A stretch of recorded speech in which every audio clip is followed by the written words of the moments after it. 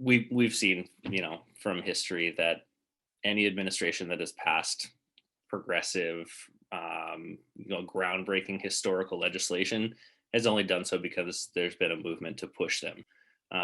Nixon didn't create the EPA because he was a radical environmentalist. He did it because there was an environmental movement that pushed him to do so. Lyndon Johnson didn't pass the Civil Rights Act because he was, an acolyte of Martin Luther King. He did it because there was a movement that pushed him to do so. So we need to be that movement now that's pushing us to create the decade of the Green New Deal, to create the kind of bold, far-thinking investments and legislation that generations from now people will look back on and say, thank God they did what they did, right? That's what set us up for having the amazing country that we live in now, right? We have members who have had to start up a GoFundMe page to avoid getting evicted from their house because they couldn't afford their property taxes.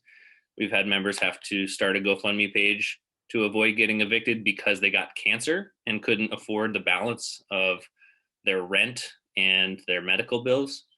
And things like a $1,400 check, things like massively expanded earned income tax credit to support parents are going to make a huge difference for our members. We are not fighting for our lives against the Trump attacks on everything we hold dear, but we're actually helping push the Biden administration and push our Congress to, live out the boldest and best of what they promised in their campaigns. Rights and Democracy is a bi-state organization. We have staff and member teams across Vermont and New Hampshire.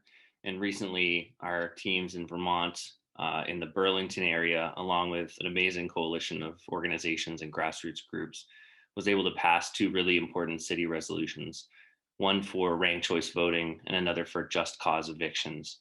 Now, the power that was brought to these and the energy brought to these was really critical, and I think shows how much energy there is behind moving us forward to protect people in the midst of the pandemic crisis and the economic crisis.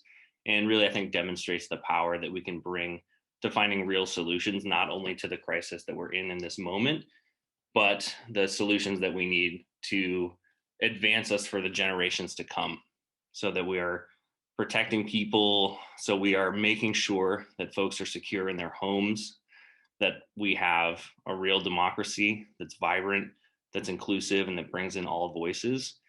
And the victories that we saw on the local level in Burlington, to me, is a really hopeful sign that we have the people power and the energy and the commitment to move us forward in the ways that we need.